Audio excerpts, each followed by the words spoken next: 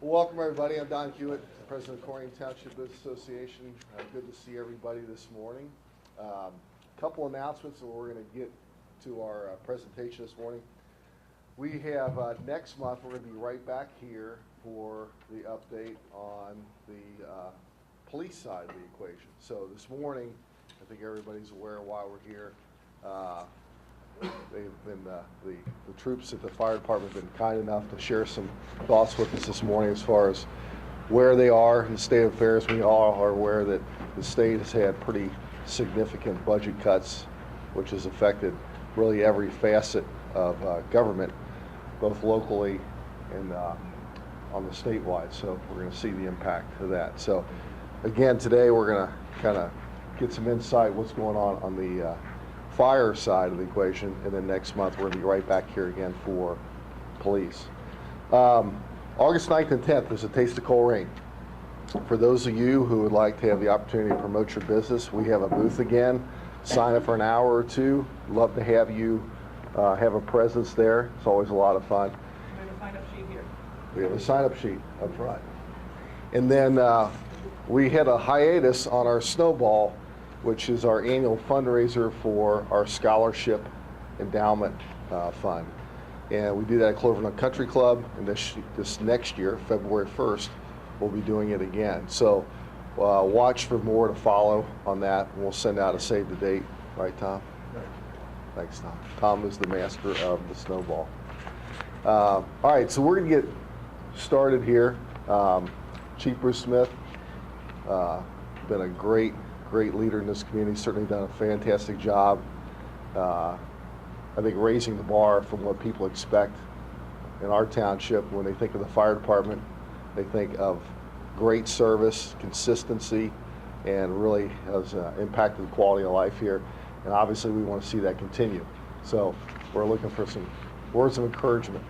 Well, we'll try and get those. All right. Well, thanks, Don. And thank you for giving us a little bit of time this morning to go over what's going on in the township, in today's case specifically with the fire department, give you a little taste of history and a little bit of what we think it looks like in the coming years. A lot of this is based on... the mic for the what's that? The mic for the TV. Do I need one? For Waycross. Yes. Okay. For Waycross, great. One of the reasons that we're obviously looking at the financial aspects of the future and what it means to the services that the township are providing are the economics or the economy that we went through for a number of years that still, in most of our opinions, isn't kicking where it should be. And secondly, as Don mentioned, a couple of years ago, the state reduced or eliminated an awful lot of funding that went to local governments, and townships in particular were hit really hard by that, including Colerain. Now the funding mechanisms for the fire department and the police department are done through taxes that are offered to the voters by the Board of Trustees when there's an identified need, and then the citizens make a decision whether we go forward. And the citizens in Colerain have been very generous with levies for both fire and police in past years. We also operate with billing that we receive from our EMS responses. It's insurance-only billing, so our citizens don't get charged anything, but that does help us keep the levy millage amounts somewhat lower by being able to take advantage of that income stream. If we don't take advantage of that money, then someone else in the medical system is going to get that money. So we feel for the sake of the citizens, we need to be on top of that. And we do. And that brings in about roughly 10% of the dollars that we spend each year on the fire department, give or take. Today, what we're going to do, I'd like to briefly introduce the officers that are here with me, and then I'm going to turn it over to one of them to kind of walk us through this program. It's a hybrid of what was presented back in late May to the Board of Trustees in a work session and to the citizens at a town hall meeting like a week later. So first, the introductions. Deputy Chief Joe Salvati, a lot of you know him. He's number 2 in the department. He's the guy I rely on day in and day out to make sure everything's clicking out there with 160 folks that are out all the time taking care of business. Assistant Chief Rick Niehaus, another one of the key staff officers in the department. Division Chief Alan Walls. Alan is in charge of our training program, one of the best training programs in the area. And Division Chief Greg Brown is in charge of our EMS operations. So these are some of the key folks that keep things together, keep the train on the tracks and so forth. So what we were asked to do for this presentation was to look at, since there's a lot of uncertainty in the long term, look at what the impact would be if we make cuts at specific levels to the department operation with the objective of trying to stretch out as far as we can without going back to the citizens and asking for additional dollars through levies or some other method. So that was the reason that this presentation was put together. What you'll see in here, what we decided to do, the amounts that we were asked to look at, $1 million, $1.5 million, $2 million annually out of our budget. And when we were trying to sort through just where we were going to place our focus, my boss said, look, for the time being, focus on $1 million and $1.5 million and show us what that would mean to the department, to the township, to the community. So that's what we did. We put this together to try and illustrate that. But there's a lot that probably the average citizen doesn't understand about our operation. So as we go through the presentation, we're going to try and fill in a few of those gaps. Feel free to ask questions. We are going to make sure that by 9 o'clock we're real close to being finished here, even with your questions. So we're going to keep things moving.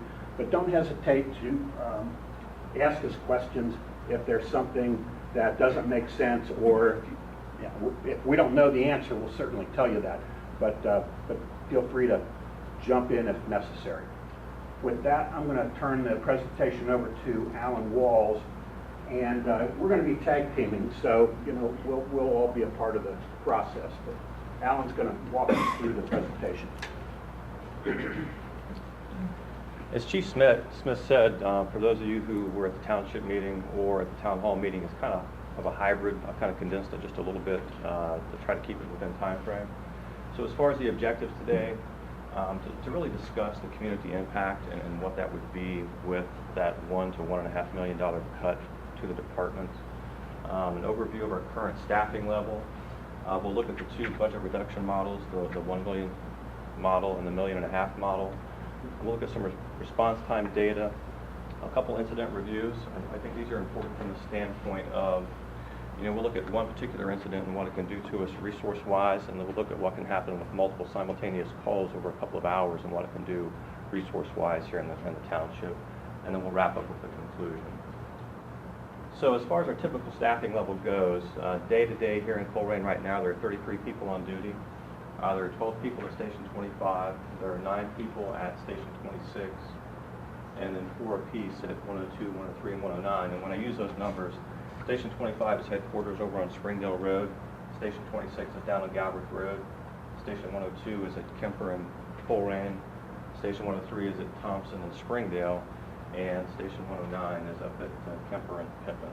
So on a day-to-day basis, there are 33 people on duty. Now, we cross-staff our apparatus, and by that what I mean is, when you look here at some of these things, say the engine company at headquarters or the ladder company, you'll see 3 or 2. We'll float people from the ambulances over to those pieces of apparatus when we have to try and man those adequately.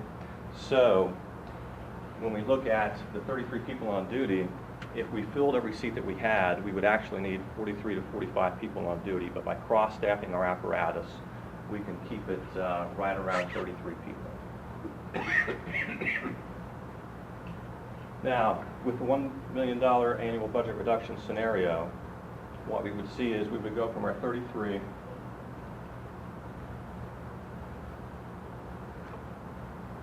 and we would lose 7 positions. Those would be part-time positions.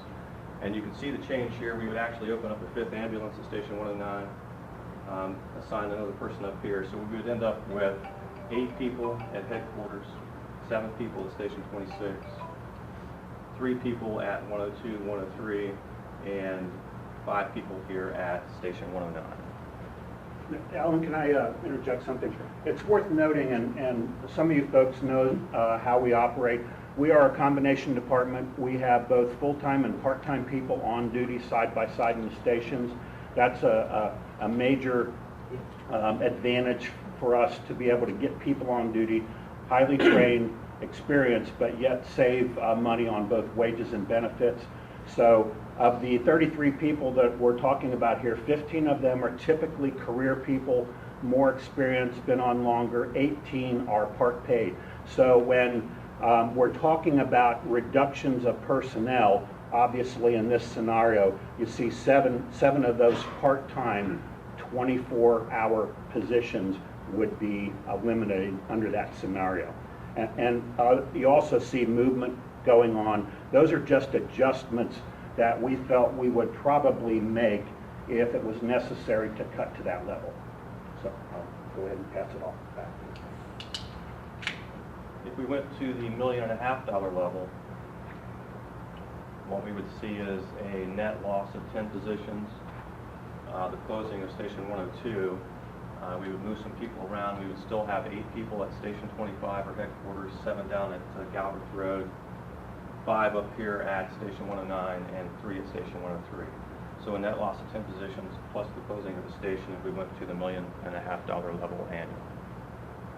What's the total budget? Total budget is just about $12,500,000.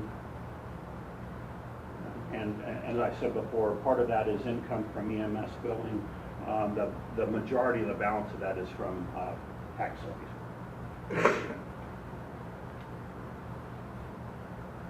Now, if we back up to 1991 and do a comparison between now and 1991, in 1991, we had a staffing level of 25 people and had 5,384 calls for service. In 2012, we had a staffing level of 33 and we had 10,599 calls for service. So if you look at staffing levels between 91 and 2012, a modest increase here of about 30%. If you look at calls for service, a near 100% increase in the number of incidents that we make. So if we take that $1 million to $1.5 million cut, we would be back towards the 1991 staffing levels, but making twice as many incidents.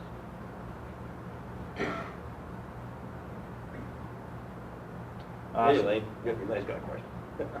How many part-time people do you have? I mean, do you work all the same time, or, I guess that's how many people cover the whole area? We have 125 part-time people, but those all work in a pool that goes toward putting roughly 18 of those part-time people on duty 24 hours a day, 365. I mean, can you call anybody in if you need help? Well, we're limited in what we can do. We can offer opportunities for people to work, but we can't mandate Well, that they come in. how do you get people there if you catastrophe, you know, 25 up there? Well, that's different. We use mutual aid. We can call our off-duty people on to come back. There are a number of things we have in place that we use on a regular basis if we have something that's out of the ordinary. What we're set up to do with our on-duty force is handle the daily things, the things that come in day after day after day after day. And then we have a system in place using much of our neighbors and the other regional assets to handle the bigger events. Nobody can afford to really provide a system that can take care of everything that might occur, the things that you see on the national news, but we all have to be ready to handle those if they happen. So we have a plan in place with the region so that we can get the resources we need if something really nasty happens. The 275 accident back in January is a good example of that. We had 6 other departments and 25 apparatus and a whole lot of police officers because we work regionally. So we were able to get those patients taken care of, not just with Colerain, but with our neighbors, and that's what's so great about the system. Do you track, like 1991, what the amount of mutual aid calls you had then relative to now? The reason why I asked is the surrounding departments are cutting funding, and they're relying more on us to be able to measure that. We do, and we keep close tabs on that, and we work very closely with those departments to make sure that we're all receiving the benefits, we're all helping each other. Those numbers go up in response calls, but we're managing that. Just some projections here. This is at about a modest 3% increase per year. So if we go back to 2001, overall incidents around 7,577. If we project out to 2017, somewhere around 11,500. However, in 2012, we were projected at 10,191, but we topped out at 10,599, so we're ahead of our projections with this chart here. All of that accomplished with the 33 people that we have on duty. So, and is everything that's non-EMS fire, or what's Correct. the non-EMS? This is EMS here, this would be fire and rescue, and that would be the total. Does a fire truck always have to go on call? Well, it's a good point to bring up, and with the system that we have, sometimes, or a lot of times people will ask that question, why does the fire truck show up at my house? Well, with the system that we have, and it's an integrated system, that piece of apparatus or that fire truck, a better way to look at it is, it's an ambulance without a cot. And inside of that fire truck is the same equipment that you would find in an ambulance. So that fire truck could be closer than the ambulance coming to you. So that fire truck would first respond, as we would call it, or it may work in tandem with an ambulance. So say a cardiac arrest, we could send 2 people to it, but it wouldn't be an adequate number of resources to manage somebody who wasn't breathing and whose heart wasn't beating anymore. So we would send a fire truck and an ambulance with it. Out in 102 or Dunlap, Pleasant Run, Peach Grove, that paramedic engine, as it is going to arrive before an ambulance, so it may get there 2 or 3 minutes ahead of time. So the answer really is yes, as a rule of thumb. And they're just extra medical people? Correct. The best way to put it is with that fire truck, it's basically a part of our EMS delivery system that also happens to have water and hose on it. All of our folks are cross-trained as firefighter, EMT paramedics. So when they go out, because, and people would say, well, we have a lot of resources, but actually if you staff completely the needs, it would be closer to the number that Chief Walls mentioned a few minutes earlier. Instead of 33 on duty, we'd be in the 43, 44, maybe even 50 on duty. In order not to have to spend those kind of funds, we cross-train and we make sure we get the closest unit available to the call. That's the first objective. The second objective is to get the right number of people, the right kind of people to the call. If you're having chest pain or even experiencing a cardiac arrest, 2 people are not going to be able to successfully deal with that emergency and get you to the hospital. It might take 6, 8, or 10 people. So when you see that fire truck there, that unit may be the first unit that's going to make it to your call for help. That's the way our system works, and it's really a very effective system. I guess in a nutshell, speaking in terms of resources, a way that we could put it is, say for somebody who's in cardiac arrest, they're not breathing and their heart isn't beating. If we only sent 2 people to that incident, and then thinking about that incident, we need somebody to do CPR. We need somebody to breathe for them. We need somebody to start an IV. We need somebody to get a backboard in the cot. We need somebody to liaison with the family to try to get information. So you can see already, if there were just 2 people at that incident, how overwhelmed and overloaded they would be, not to mention how long it would take to manage that patient and get into a hospital. Now if you send that ambulance and that fire truck with 5 or 6 people, there's somebody to do CPR, there's somebody to manage the airway, there's somebody to start an IV, somebody to get the cot, somebody to liaison with the family.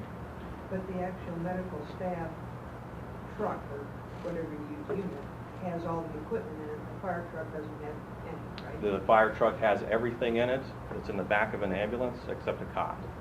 Oh, really? It has the defibrillators, the drugs, the things that we have to use at that advanced level. Every piece of emergency equipment you see moving around in the township is capable of interceding initially on whatever that emergency is. Are you, do you foresee the insurance revenues from EMS calls increasing, or are you do you have any problems with uncompensated calls for the ambulance runs as well? Picking up people who don't have any, all that issues? Yeah, Actually, we do. Right now, we're at about a 72% collection rate for every bill that we send out for reimbursement. With the changes coming with the ACA and the Affordable Care Act, it's a possibility that we could see a reduction in what's allowable for Medicare, Medicaid, and third-party insurance. Sometimes we see that fluctuate from year to year. So it's not a guaranteed funding source that we rely on for EMS bills. So it may not be something you can count on to go up 3%. is what Correct. you're saying. It could, next year, it could Could go by the drop. wayside and be completely cut. Okay. We simply don't know. Yeah. And just one other question. So on the bottom, what are typical runs there that are non-EMS? Like you're doing 10 a day approximately, it looks like. They What could kind be of fire and rescue are you? fire alarms, electrical fires, kitchen fires, house fires, auto accidents, Vehicle fires, vehicle fires. water rescues. Okay. They run the gamut. Interesting. Did that answer your question about the fire truck and everything? I didn't know. Yeah, the best way to put it is on that fire truck, it has paramedics, just like the ambulance does, and it has equipment just like the ambulance does, it just doesn't happen to have the cot. So if that fire truck gets there first, on a cardiac arrest, they can start to do the same things as the ambulance. The ambulance would get there, integrate with them, and then go ahead and transport the I patient. don't think a lot of people know that, really. Why do they always send a fire truck? Right. You're right. So obviously our population's not going up in the township. Is the trend just driven by the aging demographic? Why is the trend like that? We know that is part of the equation. It's driven by the aging population. I mean, if you looked at Colerain 30 years ago and compared it today, the population has aged, and it's headed in that direction to continue. There are other factors that we probably can't put our fingers on. We might be able to guess. But while our population remains rather flat, we are definitely seeing increases in calls every year. And it usually, over the long haul, it's averaged between 3 and 4% every year.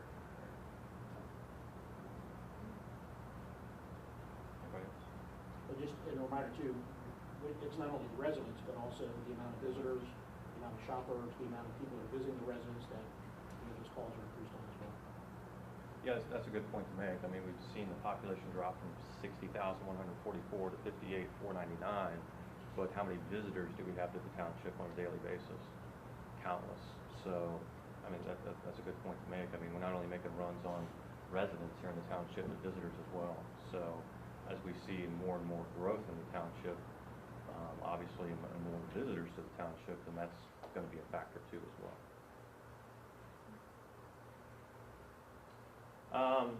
Incident response time data, and basically the best way to put it here as far as time goes, time can be our biggest ally, time can be our worst enemy in terms of providing fire and EMS services. So what we have here is we compared 2003 to 2012 as far as our EMS response times. And I guess to keep it simple and something to pay attention to, green is good, yellow is marginal, and red is bad. So we like to see a lot of green. But when you fast forward to 2012, look at what has happened to the green. Look at what's happened to the yellow. And look at what's happened to the red. So we're seeing a diminished ability to arrive in a timely fashion to provide EMS. We made 77% of our calls in less than 6 minutes in 2003. We were down to 63% in 2012. So, as I said, green is good, yellow is marginal, red is bad. We would like to keep the line, if not increase it, but obviously we're diminishing what we deem to be the most important source. And why is that happening? Is it because they're just the units are Multiple call activity, at the same time? increased incidents, geography in the township, when you're running from one end of the township to the other. So there's a number of factors there. Now, why is that time critical? Up to about 4 minutes if we arrive, brain damage isn't likely. That's for somebody who's not reading. Correct. 4 to 6 minutes, brain damage is possible. 6 to 10 is likely, and greater than 10, anything that's taken place is going to be irreversible. So when we think about those colors, the green, yellow, and red, if you're not breathing, we want to be there in this time frame. That's 0 to 4 minutes from time of dispatch until we arrive at the patient. Correct. This would be second, and we would prefer not to be there when this happens. So when we back up here to this slide, then think about that green, yellow, and red, and then think about green, yellow, and red here, and the importance then of trying to get there if we at all possible can within that 0 to 4 minutes. And on the question of why the change, it is tied in very much so to the increase in call volume, which has made a lot of simultaneous calls taking place. And the one thing about Colerain, geographically, we are the biggest. I mean, the city of Cincinnati is the only community that's geographically bigger than Colerain. So if you think about the placement of our equipment through a large geographic area, and in some cases without good road systems to get us from point A to point B quickly, when you start throwing a lot of calls, one unit takes a call, it's now out of its area, the next call that comes in may be in that area, which means a unit from further away has to respond, and on and on and on and on. It's very common for us to have 2, 3, or 4, or 5 EMS transport units all tied up at one time and have nothing left. Now, we do rely on mutual aid, but we're just talking about what things impact those numbers, and that's a big part of it right there. Well, and geography is a huge detriment to us here as far as fire and ambulance service goes. If you think about the geography in the township or the topography in terms of how the township is, if we had a well-coordinated north, south, east, west road system and we were relatively flat here, you could get from point A to point B, say, in 3 minutes. But when you have to go around the bend, up the hill, and through the holler, if you want to put it that way, it could take 6 or 8 or 10 minutes. So geography, to a certain degree, is a bit of a detriment for us in trying to get from point A to point B. Now, thinking about that green and the yellow, these are those areas within the township where we have that 0 to 4 minute response time. If the unit is in station. If they're in the station. Not tied up on another call. Correct. So, the entire township, that area where we can get there in 0 to 4 minutes. As far as yellow then, that area where we can get there from 0 to 6 minutes, so you can see those areas within the township where our times are greater than 6 minutes, assuming they're in the station.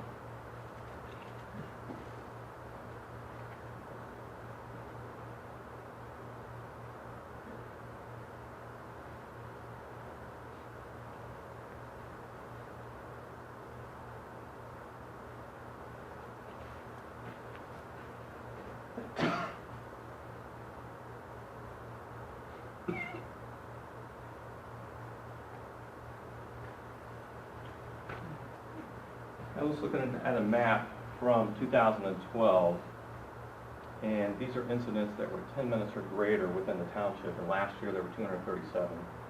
As a rule of thumb, or a good assumption would be, the majority of those would be in the less populated or more rural areas of the township. And we kind of define this as the core area. Each one of these stars represents a person or an incident. So you can see how there are some out here within the more less populated areas of the township, but in fact, a great many of them are within the core area here of the township. And a reason being for that, and I've got this area circled here because we're basically looking at the Northgate Mall.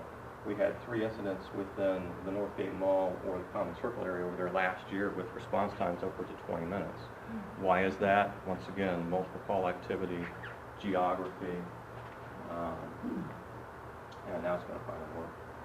And this here is 6 minutes and greater. Once again, looking at and thinking about and making a good assumption, the majority of those would be in the less populated areas. You can see once again the core area, the number of incidents last year that were 6 minutes and greater, there were 2,134 total.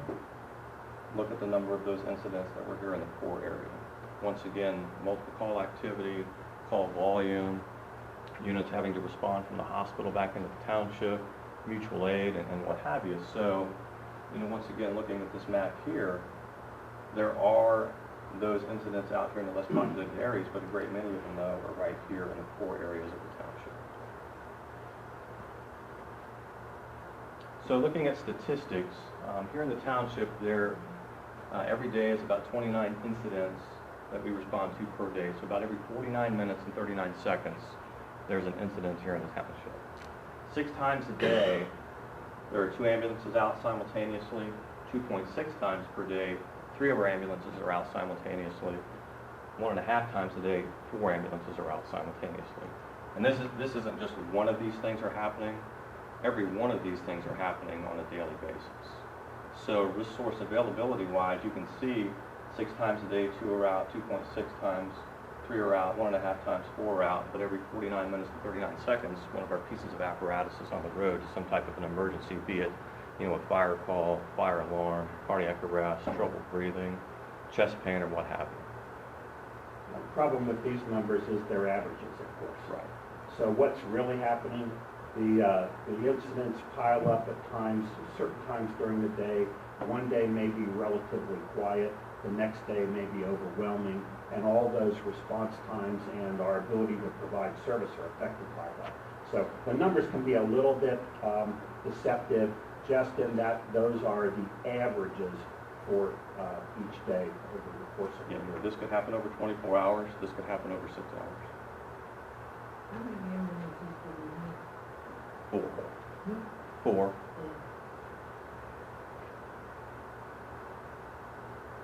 Real quick, we'll look at a couple incidents.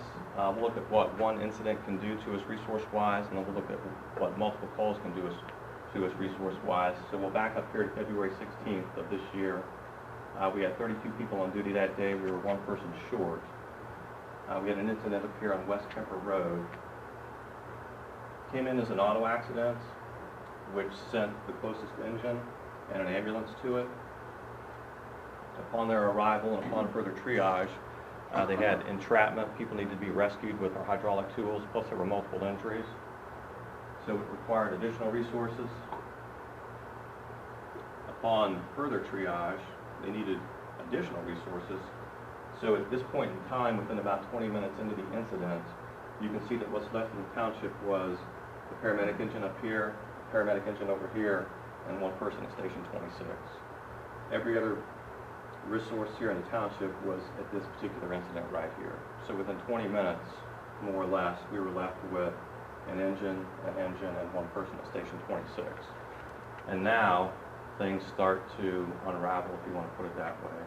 We have an EMS incident down here in the Groesbeck area that requires mutual aid. This person here was able to jump in the staff car and respond to that incident as well. This particular response time was 6 minutes. It was for a seizure. They came from North College Hill to help us out. We had another one in Skyline Acres then shortly after that required mutual assistance from Springfield Township.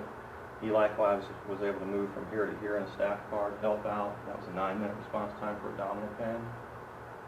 We had another incident here at the Northgate Mall for a person who fell down an escalator, which required mutual assistance from North College Hill, as well as the paramedic engine from out here first responded to assist. We had an incident on Day Road. We were able to free up a piece of apparatus up here to first respond. Crosby Township came over mutual aid. Had we not been able to free somebody up here, that response time there would have been 19 minutes from Crosby Township into Colerain for an unconscious person. And then we had an incident in the yacht club with this piece of apparatus being able to move over here. We had an 11-minute response time once again for an unconscious person, and we had mutual aid from the City of Forest Park. So the resources required for that first incident, the auto accident, 4 ambulances, both of our ALS units, a paramedic engine, our ladder company, rescue company, our ship commander, and 23 of 32 on-duty personnel. Transported 4 critically injured patients, 3 to University, 1 to Children's. 2 of those critically injured patients required our heavy tools or our rescue tools to rescue them. In that 2 hours and 6-minute elapsed time, we had 5 additional incidents and 5 mutual aid transport units into the township.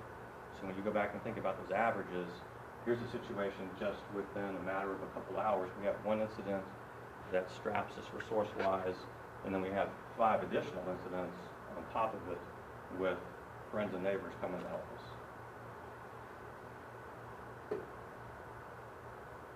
And a look at what multiple call activity can do here. Once again, March the 14th of 2012, between the hours of 1711 and 1956. And what's interesting is, you know, sometimes you might think, well, you know, we went out and looked for something to make it look like, you know, we get strapped a lot. Interestingly enough, and I didn't notice it when Chief Silvani and I were at the town hall meeting, during our presentation, when we were going through this, after we sat down, we began to look at our pagers, and we were so strapped during the town hall meeting, we had the city of Fairfield and the city of North College Hill into the township mutual aid wise.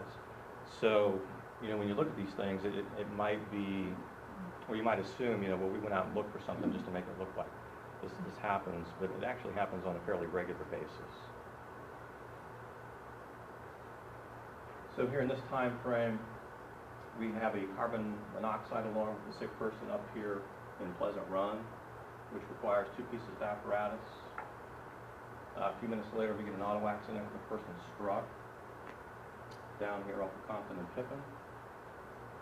A matter of a few minutes later, we have an animal bite. Squad 25, who's out of their district, has to go to it. Just a few minutes later, we have an overdose that requires 2 pieces of apparatus. So in a matter of about 19 minutes there, you can see the activity that we have, and then we're out of ambulances. We have a medical alarm that comes in. So Springfield Township has to come over and help us out. We have a lift assist that Mount Healthy comes over and helps us out with. We get some resources back available. We get a sick person that's handled. We get a trouble breathing call that we're able to handle. We get a stroke that we're able to handle. We get another medical alarm that requires some assistance from North College Hill. We have a heart attack that we're able to handle. And then we get back-to-back fires down in the area of Banning and Cheviot that were both arson. And at this point in time here, we're completely strapped. Every resource in the township is tied up. There's no additional resources available. I got a question again. If they're having us here, how do they get your district? If they've got all people over here, who's coming in? Well, it's a domino effect. They come to help us. Somebody has to come to help them. Somebody else has to come to help them. So it's a ripple or a domino effect in terms of when these things start to happen. We've been there 4 ambulances. How do we, how are we going to help anybody else? At times, it makes it difficult. We may make we would help anybody else now. I think it would be a fair assumption to say we get more EMS mutual aid than we give. We give more fire mutual aid than we give. So to simply put it, our ambulances are so busy every day that we receive mutual aid from ambulances in our neighboring communities every day. And since our units are used up so much, we have no units to give to the other communities. So we do use a lot more mutual aid than we get. So we need more ambulances then, at least? Common sense tells you that. Anybody out there who doesn't know that, they have a brain. Well, that's what we try to educate people, because a lot of people don't understand the dynamics of the business that we're in and with the service that we provide. A lot of people don't understand. And that makes a good point too, what you just said. And to back up to, you know, why does that fire truck show up? Think about those 4 ambulances being out. Now that fire truck shows up, and it at least has that equipment on it that an ambulance does, but it doesn't have that cot while it's waiting for mutual aid to come as well. When I was a trustee, we commissioned 5 Horton ambulances, and now it seems we're down to 4. When did that take place? We never really had the fifth one in service, and our plan was not to put it into service at that time because we didn't have the personnel to staff the fifth one effectively. What we realized, though, that by rotating those units through the stations and performing the maintenance, the maintenance required on these pieces of equipment, it is significant, and you have to stay ahead of it. Otherwise, you're going to have units broke down on the road in the middle of a transport. So we've got a system. We had 2 old spares and the 5 units that were purchased, and that gave us a fleet of a total of 7. But sometimes that's not even enough to keep 4 in service with normal maintenance and breakdowns and other things of that nature. So the decision to run a 5th or 6th transport unit, or for that matter, any other piece of equipment, is based on staffing. You got to have enough people to do it. And at the present time, you know, we make adjustments from time to time on where our folks are staffed and what they're actually going to do. But that's the reason why that 5th unit wasn't placed right into service back then. We didn't have the people to really do it. But And what is the reserve yeah, status now now? we do. What is the reserve status for the ambulances that are being maintained? Do we have 2 or 3 or 1? We have 2. 2? That's correct. So we have 6 total. Yeah, we have 7 units, 7 pieces, 7 vehicles. And I know you mentioned, someone mentioned before, we had 4 transport units in service. That number is actually 5 at the present time. We just went to that, what, a month and a half ago, 2 months ago? In March. March. So we do have 5 in service now. with 2 backup units that can go immediately into service if one breaks down or has to come out for its preventative maintenance. Yeah, so for the purposes of these incidents, we had 4 at that time. Yeah, that's where the confusion came from. This was the staffing approach and the response card from the time when the event occurred. So it's not necessarily the same as what it is today. I have a question. Knowing that when we had the catastrophe on the highway with all the cars, whatever that was, I'm sure that we used a lot of mutual aid that day. What happens if a call comes in at that time? When we're all busy and all the mutual aid is assisting at that same accident. It's that same ripple effect. Somebody from further away, Well, it did. Somebody will come eventually. eventually is the best way to neighboring put it. community Eventually, homes are somebody will show We up. had Ross taking care of an accident, another accident on US 27, and I think Crosby Township from out west came in to another call somewhere. The other calls typically don't stop when you have something like that Well, going I on. understand that, but I'm And- thinking that was so huge, you know, that everybody would have been there that accident. Well, and you can back up to that first incident that we looked at here, the 2-car accident, 4 people that we transported. I mean, just that required 23 people and all of those pieces of apparatus. It wasn't 102 or 3 cars that were piled up on the interstate. And those additional incidents that continue to happen, which required 5 mutual aid ambulances. And in this one here, in that 2 hours and 45 minutes, there were 13 incidents. There were 11 medical or traumatic emergencies with 3 mutual aid ambulances from Springfield Township, Mount Healthy, North College Hill. And then we had those 2 fires that happened within 6 minutes of each other, with both being arson, with 5 mutual aid fire companies from Chevy of Springfield Township, Colerain Township, Forest Park, and North College Hill. Didn't the police also help out those things? Oh, absolutely. Yep, absolutely.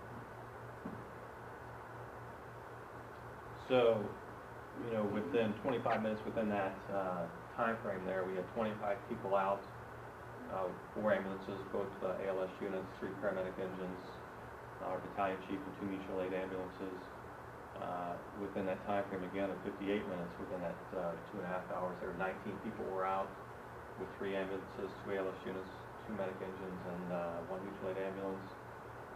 And then within 10 minutes, we expended everybody. That was that time frame where we had the heart attack and the 2 back-to-back fires. Within 10 minutes, we expended every piece of apparatus and every person who was on duty here in the township, and we likewise had the 5 mutual aid fire companies. So kind of a snapshot of what can happen with 1 incident, with 4 or 5 additional incidents, or what can happen with multiple call activity over the course of a couple of hours. So, once again, to talk about time, it can be a great friend, it can be a great enemy. And I suppose, the best way to put it is if we have the ability to arrive early with adequate resources, we can hopefully minimize the impact of that incident, be it a fire, be it a heart attack, be it a stroke. Arrive late, and sometimes even with adequate resources, but without adequate resources, then we unfortunately at times can't minimize that impact. Does the call come in from a 911 call? Yes. And does it go to the fire, or does it go to police, or what happens? You'll pick up your phone, call 911, it'll go to the Hamilton County Communications Center. They'll determine the type of the call, send it to the appropriate desk, be it fire or police, and then it comes into the fire stations, and we'll get it pager or over the alerting system in the station. So as a rule of thumb, that processing time at the communications center is somewhere between 1 to 1.5 minutes.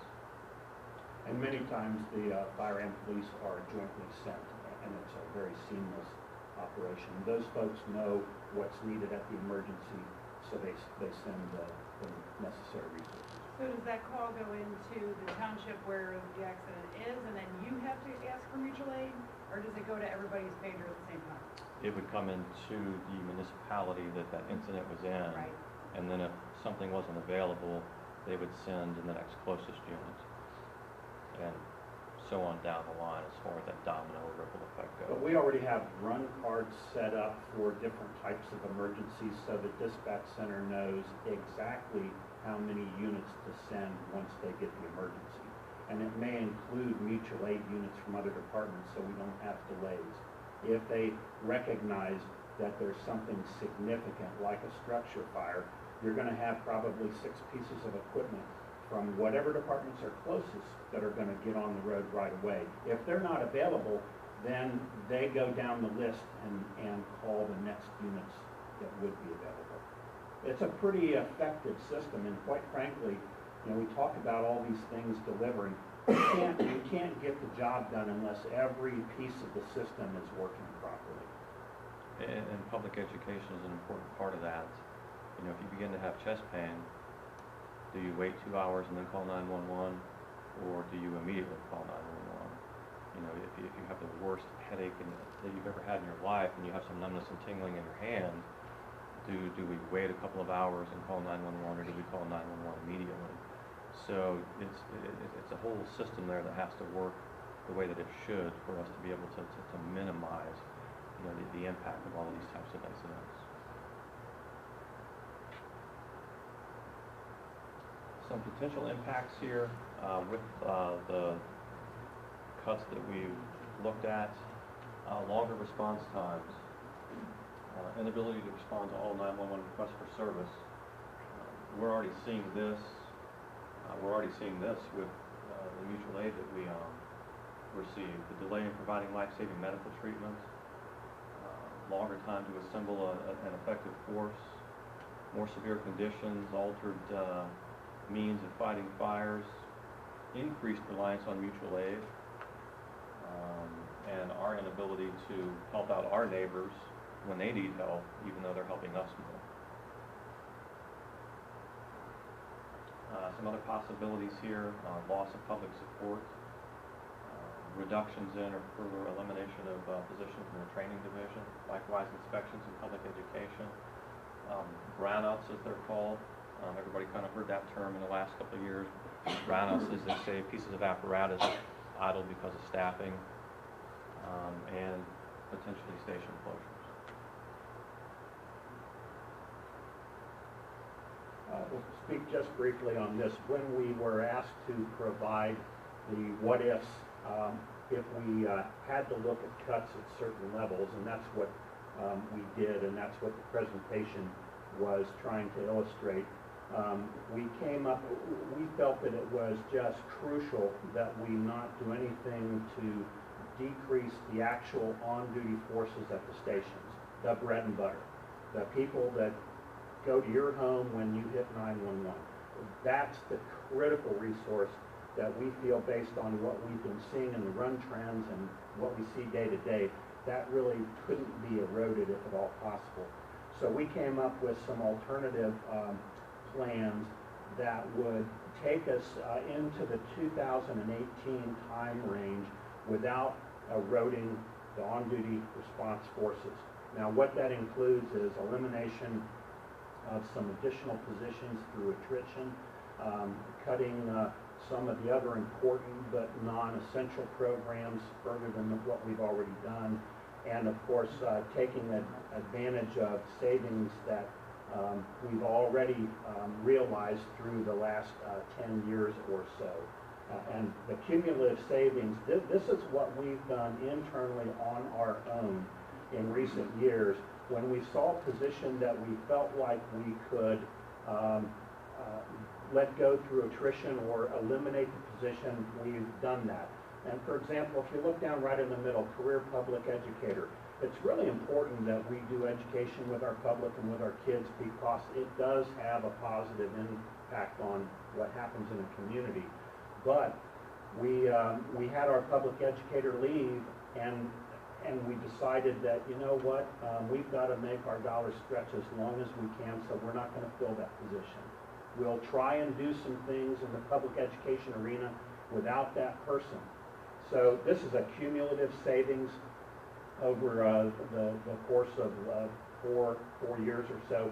But the point is, we as a fire department have been taking these steps through recent years. And if you would just briefly go to the potential savings, or we've also identified about 1.6 million in savings through some attritional things and some other programs that we're doing where we can either find a way to pay for the program or eliminate the program, or a combination of both. So those things, we've at least put forth a plan to our bosses that says, look, we consider the response forces very crucial, especially with the stresses that we're experiencing day in and day out with responses. We really need to maintain that, but here's what we can do. So there's been no decision made about whether we follow the plan and eliminate these costs through the next 4 or 5 years, or do other things. But at least we've laid out what we think is a rational plan that can take us down the road until maybe there's some either additional funding that's identified so we can keep things where they are instead of having our resources eroded year after year after year. Because at some point in time, all those numbers that we've been throwing out there, they just keep getting worse and worse and worse. And when someone hits 911, in their mind, it's an emergency. And in many cases it is.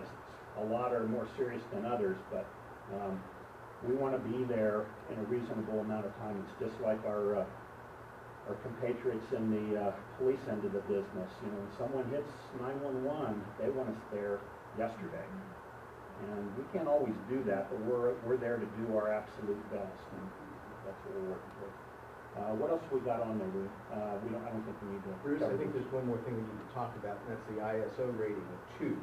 There's only 34 in the state of Ohio that have that kind of rating, and that's the highest rating. There are no ISO 1s, and you guys almost got an ISO 1 last year. And I don't remember, but it was a piece of equipment that was... Well, what they identified is, in addition to the 5 stations that we have, we actually need a sixth station, and that was in the Compton Road, Colerain area, the Compton corridor, because of the response distance from the other stations. So their recommendation was that we actually need a 6th station to be able to get that class 1. But we were about as close as you can get, and we were probably in the upper 1/10 to 1/100th of 1% of departments nationwide with the score that we received, and we're proud of that. And if we knew an insurance guy somewhere around here, if they could tell us something about the benefit of an ISO 2 versus an ISO 10. Well, they certainly could, and it's a benchmark. It's an independent organization that works for the insurance industry to grade fire protection in the country. So it's not what our peers say, it's what the organization, the ISO organization, says. And that's worth working towards. And the other thing, we're very proud of the high level of EMS service we provide. Quite frankly, I think with our medical directors, physicians who operate in the emergency room down at University, and our staff that run our EMS side of the equation, we have some of the best EMS service in the region. Not everybody's created equal, and we're all trying just as hard, but it really does make a difference if you're in Colerain versus somewhere else, if we can get there in time. And that's really what we fight every day. And so to sum that up a little bit, by having this ISO rating of 2, we are getting the lowest hazard or fire insurance that anybody can get anywhere. At least in this region. Whether it's 2, 3, or 4, it's the same. I guess that would be the lowest. But nobody's, at least in this region, Michigan, Ohio, I think it's Michigan, Indiana, Ohio, I may be wrong on that, but there are no class 1s. But, you know, it's not, we don't head towards the class 1 just so we can lower insurance rates. It's the service that we're trying to provide, the level that we think we need to have in place. And if that gets us to a class 1 or class 2, then so be it. But it's primarily community driven. So those 33 people that you currently have are people who can respond to situations. Right now, there's. How many, just out of curiosity, just for context, how many people are on staff available during the course of the day that are just not dedicated to responding, that are just administrative, etc.? It's you guys. Pretty much in our administrative assistant and our mechanic. So it's a small group It's of a people. small crew. We've got an inspector right now. We have 2, but one of them's on shift. It's pretty small. Okay. And guess what? We're the guys who are on command response duty 24 hours a day. So when a fire happens, not only does the apparatus go out, but we go out as well. Okay, so you For guys 1 minute. do end up responding. Yes. Okay. Yeah. Yeah. The other question I have is, are you concerned over, so what percentage of your funding is property tax levy at this point? In the neighborhood of Little over 90%. 10,000. And A so, little over 10,000. Yeah. are you concerned about the declining property values and the changing demographics of Colerain Township impacting your property tax revenues over the long term, and probably at the same time increasing runs because of the type of, Yes, we're Yeah. getting burned on both ends. yeah, that's what I would think. To give you an example, when it was calculated what we needed to have in 2010 with the levy the board put on and the citizens so generously passed, no sooner than we got that levy in place, our friend down at the auditor's office told us, oh, well, guess what, your amount of income is going to be reduced based on evaluations that were done previous to the levy being passed. David, I think that's correct. And that was something that we were never told, so we've just made up our mind we're going to make this work. But we lost probably $500,000 of income, Closer to $1 million. closer to $1 million of income annually because of that declining value of our properties. I know it's a concern, having worked in libraries for a long time in more urban communities where I think that spiral starts to happen. And that is, at the library, we have to call for EMTs probably 3 or 4 times a year, and the response time is very, very fast, which is always a great relief to everyone in the building. But I've worked in a lot of places where police and fire, you call and it's, especially police, and they say, well, we'll get there in 3 or 4 hours from now, and it is a bad feeling. And I think it's a bad spiral because people start to feel that way and then they start to flee. And I'm very appreciative that we have quick response here. It's a great relief to us. Well, you're absolutely correct, though. These things just build upon each other in a community, and at some point you feel hopeless. You know, the community leaders are looking at things crumbling and degrading, and what can you do about it? It's so overwhelming, but you have to keep fighting it. Well, I think it's an important point that was just made. I mean, if you feel safe in your community, you're going to stay there. If you don't feel safe in your community, you're inclined to not stay there. And at some point in time, as that spiral continues, your community is not what you ever anticipated it could ever be. Well, not only stay there, but you're not inclined to shop there or visit there as well if you don't feel safe in that area. And there's a statistic that we'll leave you with in thinking, and we were talking to Mr. Hart about, because he heard it for the first time before, but a nationally published statistic is if you called 911 for somebody that was unconscious, not breathing, for every minute that it takes us to get there to start to turn that process around, a person's survival rate drops by 10%.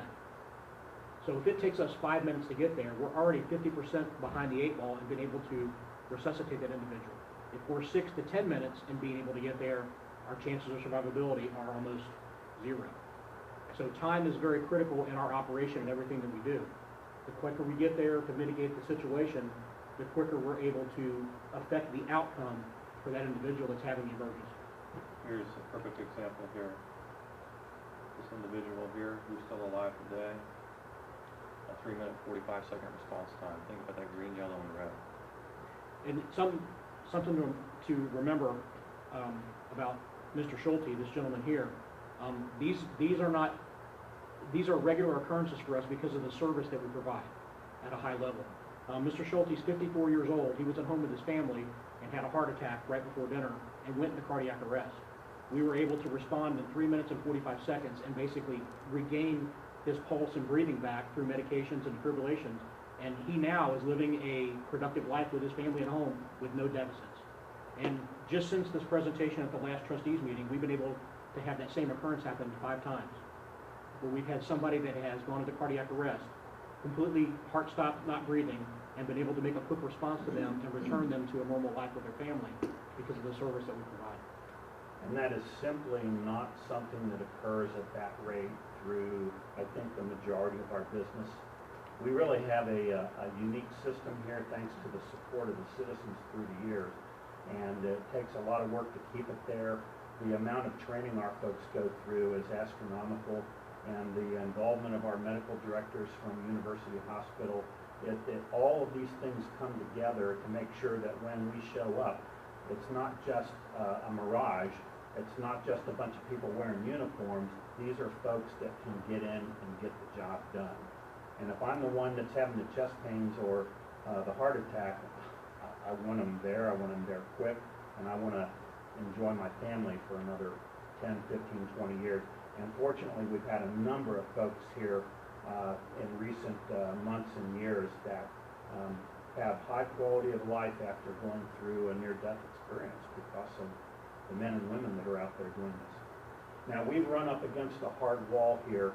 We know you folks have a lot on your plates for today. We're available for any questions.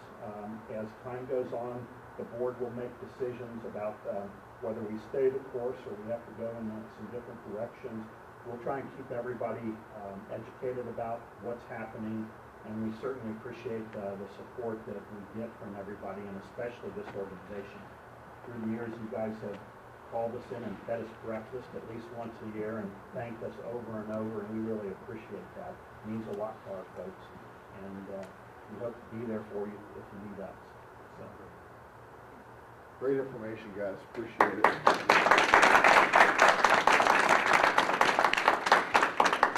I have a question I don't think's been asked to you guys. So you showed the trend from 2003 to where we are now on the decline of response times. How much funding would it take you to get back to where you were in 2003? I don't know if we can give you that answer right now. We're trying to deal with the nuts that are laying on the table in front of us and crack those. And I'm not trying to avoid the question. Sure. I don't like throwing out wild ass guesses. Well, I think the point here is, and I want to know if everybody agrees with me, I think the reason why you guys have been so successful in passing levies is because everybody is so impressed with the service they see every single day. Are we in agreement with that? Yeah. We'll pass that along to our men and women that are out there doing the job. Yeah. So I mean, make it happen. this was a little disturbing to me, and I'm sure it's disturbing to most of the folks here. So, you know, I think the citizens, if they expect that level of service, we need to know that, you know, the usage is going up. I can't imagine what's happening to your equipment. You guys got to be wearing it out. So, All right. Really appreciate everybody coming out. Same format here next month for police, and hopefully we'll get some great insight as well. So really appreciate you guys coming out and spending some time with us. Everybody have a great day. All right. Thanks again.